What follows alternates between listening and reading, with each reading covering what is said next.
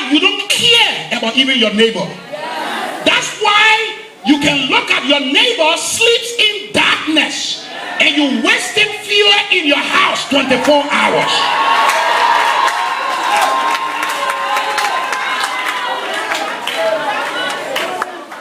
That's why even your nanny, the person that take care of your children, that's why the gate man that take care of your house, his children are not going to school, and you send your children to school, they cannot pass. You use additional money to bribe the teachers for them to pass.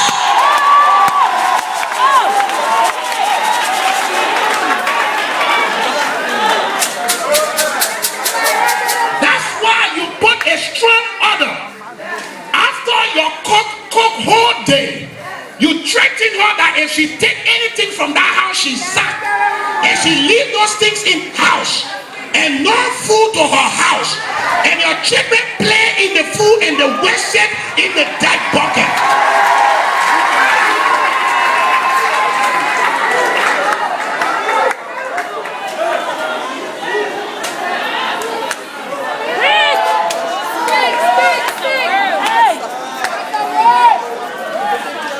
Cry. The people who search, the people who sit down and grieve and walk in the street and see children in the street when they are not in school, even though they do not have the money, but they are weeping in their heart. They are praying, they are crying every day.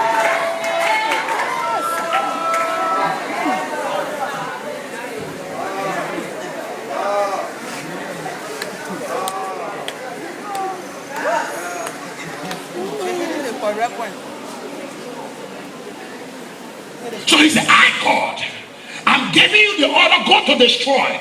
But make sure you don't catch certain people. Who are those people?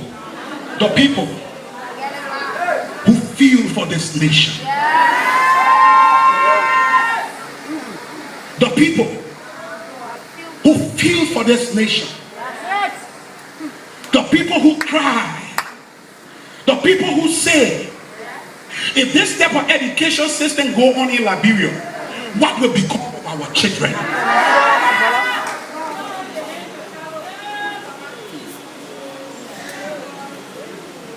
The people who will wake up and say, even if I do not get paid, I will give my service to this school in my community so that qualified education can be released.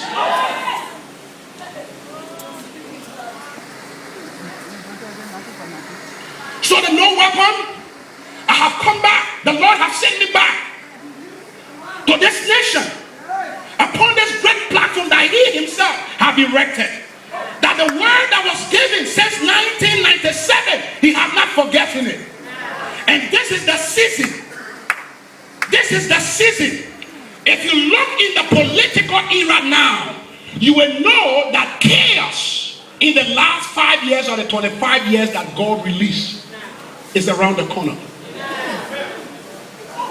After 2017. But He has provided this altar as a provision.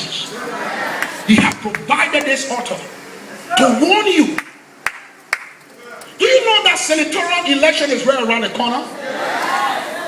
And Liberians have not even thought on different mistakes that they have been making over the years, and they have still not decided to really change to elect people.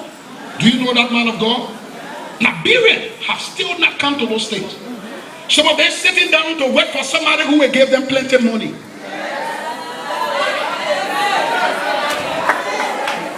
Some of them forming group, how they can call it, to petition. They forming group now, calling people to petition them from different areas. And when you see them discussing it, let them bring their money back, let them bring their money, and they say they're not even thinking about the danger their wrong vote could cause. So God wants me to tell you, He released me this moment to tell you that He Himself have unleashed from the scriptures we read. He have unleashed angels to bring to pass his words. But his provision for those who were covenant to this platform. Listen to me. You heard the name General Botneke, General Botneke. Some of you didn't understand it. Some of you stood from afar. You heard it on newspaper. You heard different things. Listen to me. What the devil programmed to be was an agent of destruction. But listen to me. In that my time, with my agent assignment to destroy, there were people that I did not have the power to destroy, even though they were held captive by me.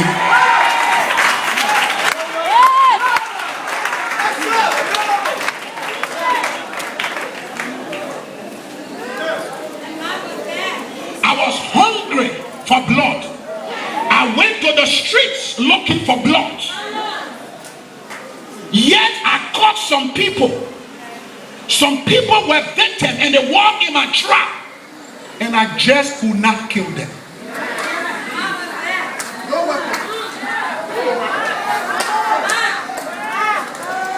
You see, most of us, we relate to God traditionally. We relate to God with the concept of our parents. We do not struggle or fight to have a personal experience with God.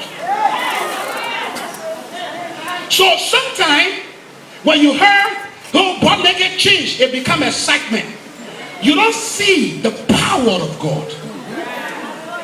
You don't see how powerful and mighty God is. You don't see it as anything. Huh? I was talking to the South African Parliament in Cape Town, and I told them to check amongst all of their intelligence, to check amongst the doctors they know, the surgeons they know, because South Africa is one of the nations of medical technology on earth now. It's amongst it. Praise the Lord. The first, I think, heart surgery was done there in Cape Town. And I told them to look for all the surgeons to see if there is anyone that is normal, who is not on drugs or on some kind of pills or on alcohol.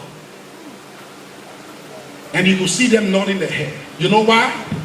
It's because most of those doctors, those surgeons, in their profession, sometimes they themselves make mistake and people die in their hand. Sometimes they witness someone dying in the hands of their colleague, but because of their medical practice and the principle, they look for a way to blame it on the patients or on something. It is not ethical for them to accept responsibility. So they live with that conscience, because the transition from death to life is the worst sin that anyone wants to witness. Are you understanding me?